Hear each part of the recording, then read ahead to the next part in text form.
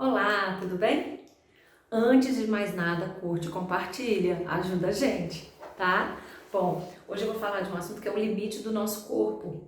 Ah, você vai ficar falando sobre educação física? Não. Você vai falar sobre a ginástica? Não. Eu vou falar de um assunto que mexe muito comigo. Quando eu morava em Portugal, a dona Manuela, que é aquela senhora que eu falei que morei na casa dela, devia ter mais ou menos uns 67 a 68 anos. Mas ela tinha muitas limitações de locomoção, ela tinha muita dor nas costas, ela tinha os joelhos inflamados, e ela uma vez na cozinha, ela estava falando que estava com vontade de fazer hidroginástica e tal, uma vez na cozinha ela virou para mim e falou assim, a única coisa que eu lamento nessa vida é ter uma alma de 25 anos aprisionada num corpo de 67.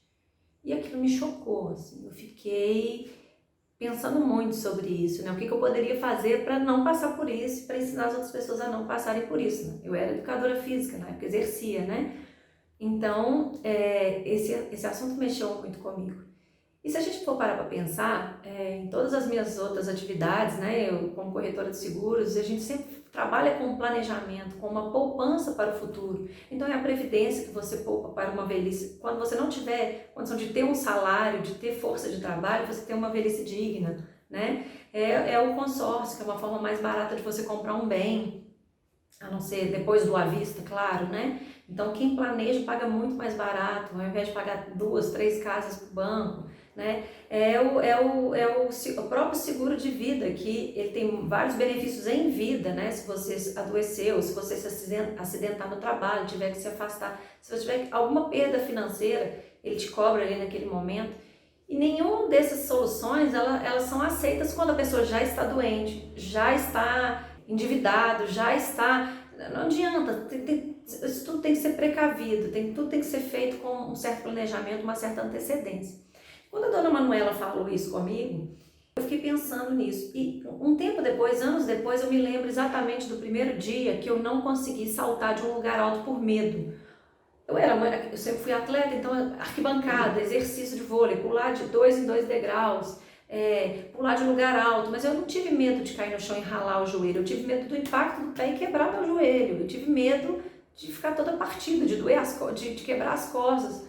E olha, eu vou fazer 40 anos esse ano, né? Não sou uma idosa, mas a gente começa a ter certas limitações. E tá tudo bem, né? Eu lembro de pensar, será que um dia eu não vou poder mais subir em árvore, né? Quando será que isso vai acontecer? Então eu acho que fica duas grandes lições, né? Primeiro, nunca se arrepender. Sempre que você tiver vontade, faça. Sempre que você tiver uma viagem que você queira fazer, faça, para você não se arrepender. Depois, quando você chegar nessa idade ou nessas limitações, que não é só quando a pessoa tem a idade mais avançada, não é. Com o passar do tempo, você vai perdendo você vai adquirindo algumas limitações do corpo, né? Mas que não vão te fazer falta, né? Ontem, por coincidência, eu vi um vídeo muito interessante de uns netos que colocaram a avó numa prancha flutuante, passaram da arrebentação do mar e um neto foi remar com ela. E depois, quando chegou na areia, perguntou, e aí, vó? Ela falou, ai, só agradecer, que sozinho eu não chegaria lá, não tem força nas pernas, não tem equilíbrio e tal. Então, assim, eu vejo a minha mãe, que é uma pessoa super ativa, eu brinco com ela, falo, você tá correndo contra o tempo, né?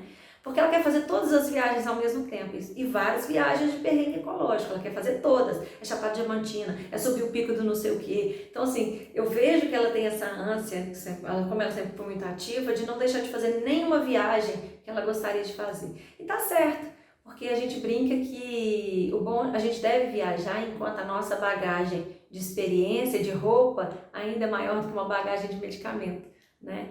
Então, fica essas duas dicas. Não se arrependa, faça o que você tem vontade de fazer, não se arrependa depois, né? Porque o arrependimento é um sentimento muito ruim. E quando você chegar nessas limitações, aproveite, é uma nova vida, é uma nova fase. O slow também é importante. Agora, lembre sempre, uma velhice com dignidade, né? Você deve começar já a poupar a sua saúde. Alimentação, atividade física, um bom vinho, bons amigos, boas risadas.